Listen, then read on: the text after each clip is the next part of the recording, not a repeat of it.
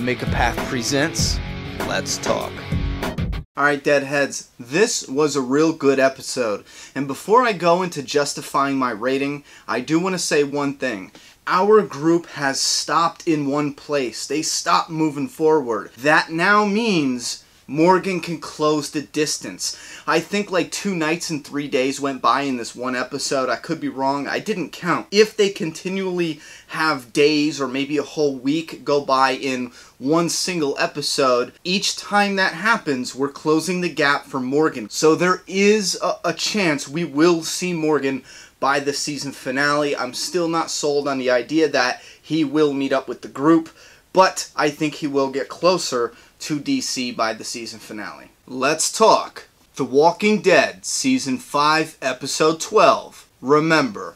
Now, Deadheads, each review I like to do something a little different. This time we're going to go from beginning to end with the episode and touch on all the important points. To start it off, we get Carl seeing the girl we'll later see inside Alexandria, but she is watching them. She's outside of the fence, and she's watching them from one of those burnt-out buildings in front of the gate. I did not like her ghost-like disappearance. However, her being out there is important for something coming up in the episode. And I absolutely love Daryl's I brought dinner line when they open the gates and he has that possum. And we did see Father Gabriel. I completely missed him the first time around. The second time watching, I did see him at the gates. And it also made me believe that even though we didn't see his recorded interview in this episode, maybe there's a possible chance that we're going to see more recorded interviews throughout the next episode, which would be kind of a really neat idea. Maybe we'll see a comic book translation of Father Gabriel in the interview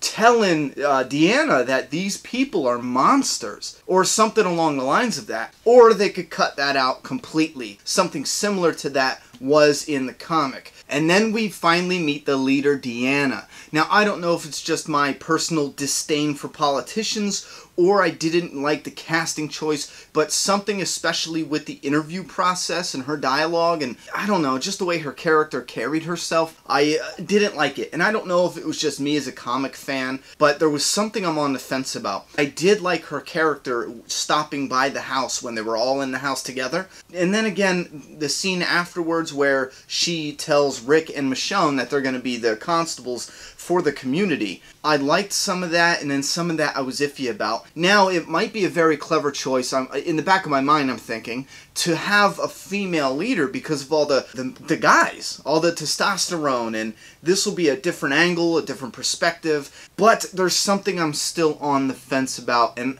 I have a strong feeling that as the episodes go on, I might ease into it a little bit more. And about her making Rick the constable later on and not first thing in the interview process. Now, don't crucify me, comic book fans. From the comic to the screen, I thought that translated a lot better. And don't confuse what I'm saying. I'm not saying it was wrong in the comic and it's better on the screen, because a lot of fans confuse that. What I'm saying is how it was in the comic worked, and it worked well. How it is on the screen and how it was brought to the screen, I thought it worked better on the screen the way they did it. And again, I talked about this previously in a past video. I said I don't think it would have been smooth if Rick walked in there, or believable, became constable in an interview, and then he shaved up, threw on the outfit, and went out on a patrol. In the comic, it works because you get one comic a month, it's only 22 pages,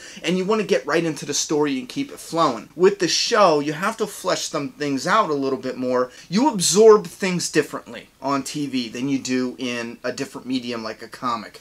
You really do. So I thought that was great, and I think that some of us comic fans need to just get that through our heads, that some things in the comic, it does not translate well to the screen.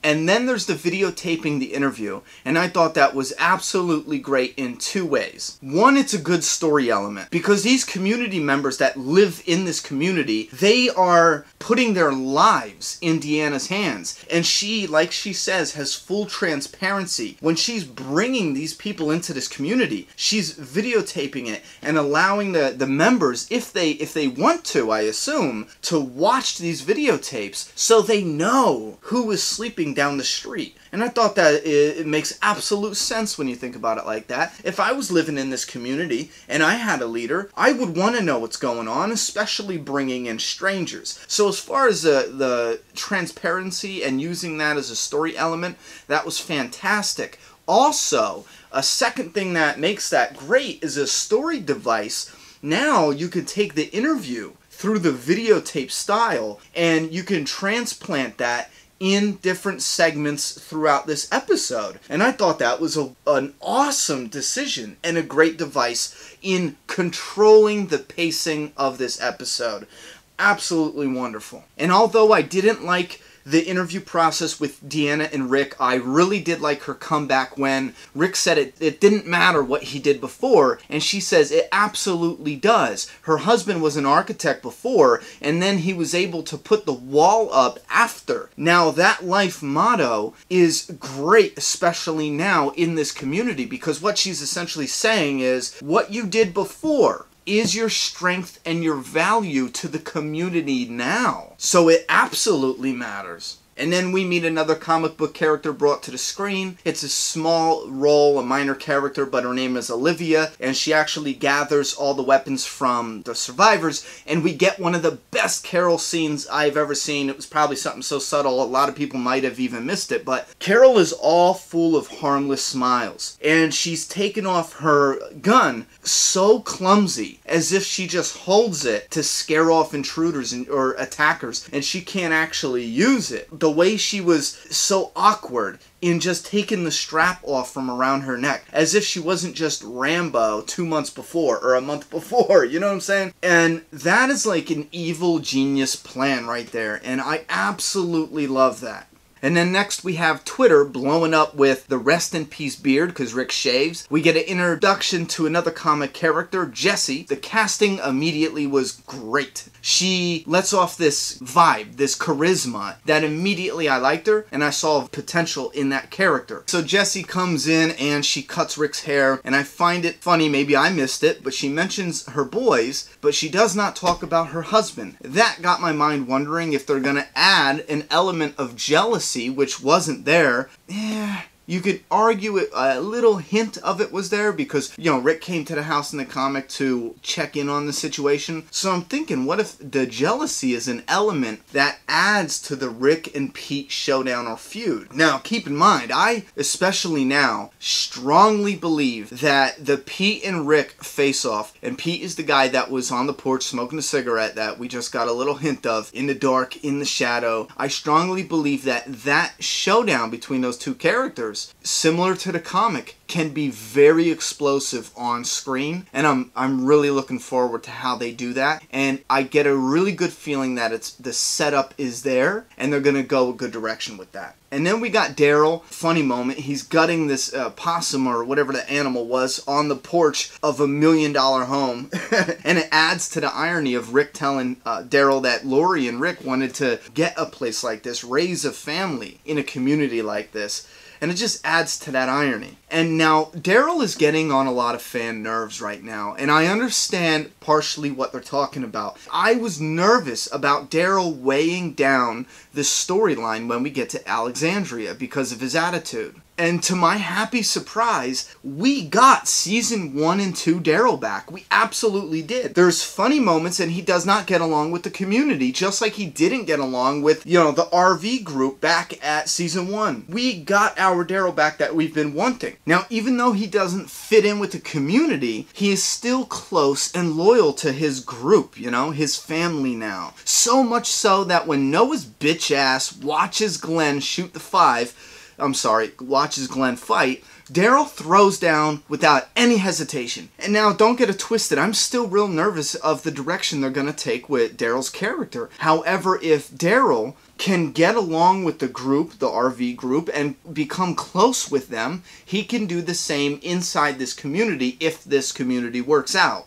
I am a lover of smiles. I love a woman's smile, and I absolutely love Michonne's smile. She smiled when Rick had a fresh face, and I like that lighthearted conversation they're having. And again, to burst other bubbles, I do not believe that there was anything romantic in that smile or in that conversation whatsoever. I love Rick and Michonne as best buddies. I love that. And on to something that hit me really hard as a comic reader. When Rick lost, or thought he lost, Carl and Judith and he went running to find him, I got a glimpse of how amazing the No Way Out story arc can be. Just that split second of seeing him run through that neighborhood, it hit me like a ton of bricks. I'm like, wow, just wow. I'm telling you, No Way Out done the right way is probably going to be one of the most amazing however many episodes we ever see in The Walking Dead. We are in for something that is just absolutely incredible. And I'm not liking the asshole girl, and just let you guys know, this asshole girl is the one who Carl follows going over the fence.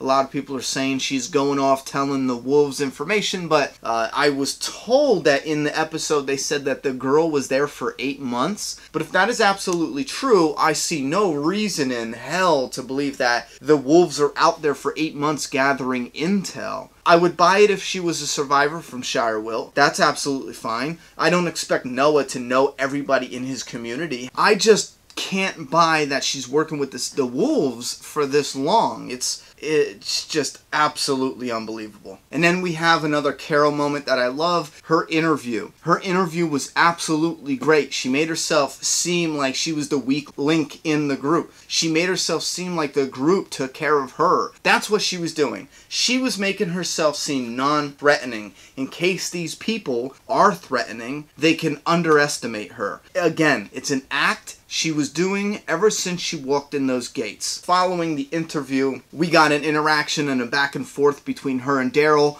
that was awesome. Just absolutely funny. It added some of that humor that we've been begging for back into the world of The Walking Dead. Between her saying she's gonna hose him down in his sleep and him saying what I was thinking, because I was like, man, she looks ridiculous. And then when he said it, I was like, oh, that's it. And then we see Rick going out for a perimeter check, and even though I was able to predict he would check the perimeter to go get his gun, no way in hell did I see his gun going missing. That was an absolute surprise. I think the only suspect that can realistically take the gun is Morgan. No, I'm messing with you. It was the girl. Let's make that clear. That was a joke. Morgan is still finding the map back at the church or making his way down this way. He's still 500 miles away. The girl, the little girl that was being a jerk and being real cold to Carl, is almost 100% the girl that took the gun. Now, how do we know this? Because she was in the building watching them walk into the gates, so she was probably watching them a lot longer. She knows the area. She can watch them, follow Rick, see him stash the gun. He leaves. She grabs the gun. She runs because she knows the shortcut. She sees Aaron with them. She knows where they're going. She runs to that building to watch them enter the gate. Boom, that's most likely how she did it. And also keep in mind, we got a close-up of that J, or actually sideways it looks like a 4. Someone mentioned that. A real sloppy 4, but it does look like a J. Well, that is an identifying mark for the audience and probably the character as well, because Rick knows there was a J on that gun. So chances are, in screenwriting, it's a rule. If you show it, use it later on. So later on, maybe we'll see the girl or somebody with that gun and a J on it. And we know 100% that is Rick's gun. We have a Rick and Carl tag team. I really like that. And I like that Rick gives Carl the pole, because Carl and Carol later on said that this place is going to make us soft. And I really feel like Rick doing that, handing Carl the pole, at this point in time, it's nonsense to try to shield him from the horrors of this world. Right now, Rick hands him the pipe to stay strong. Do not get soft. Rick cannot afford his son to go soft, because he could die, or him and his sister can die. Their lives are in the balance between hard and soft, so to speak. And not ice cream. We're not talking ice cream. Infinitify. You do your whatever. Add the finish him from Mortal Kombat when Rick hands him the pipe. And as we all know, there's always a douchebag or two. And Nicholas and Aiden, is that his name? They're the douchebags in this community. And again, 2 episodes in a row, we got a Dale reference. That walker that they had chained up that literally peeled out of his own skin. As soon as you saw that walker, did you not think of the one that killed Dale tale. I heard, I don't know if it's true, but I heard that the actor that played that walker was actually the same actor. Let me know. And did you hear Nicholas? He calls them deadheads. Did you hear that? How awesome is that? And then in the end, I absolutely loved it, where we have Rick and his beard in the interview tape given a narrative, and then we seen the clean-cut Rick coming down the steps in the constable uniform. I thought that was absolutely awesome. And then he comes out front and he tells Carol and Daryl, basically, we'll take this place. I don't know if anyone else thought of this, but the moment the screen went black and we had that little, I thought of Lost. That's like how every episode of Lost ended, where it went to black and they had some kind of noise. I can't explain it. Now, with the big cast, I do understand they're going to be bouncing back and forth between characters. I was disappointed we didn't get much of Abraham. But right now, I think it's borderline where I'm nervous about it, but I still have faith that they are making it work, and there's more to come in the episodes where I'm going to be like, oh, okay, we didn't see a lot of Abraham yet, but he's coming, so chill out. And the last few episodes have absolutely reinstated my faith in the rest of this season. I think this season, although the hospital story arc got a little unstable for me, I really think that they're tightening the fist, ready to punch us in the gut for the end of season 5. Now, those are my thoughts on this episode. Please help the channel out. If you can, share this episode.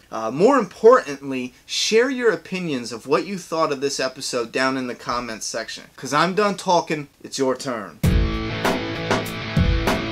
Subscribe now.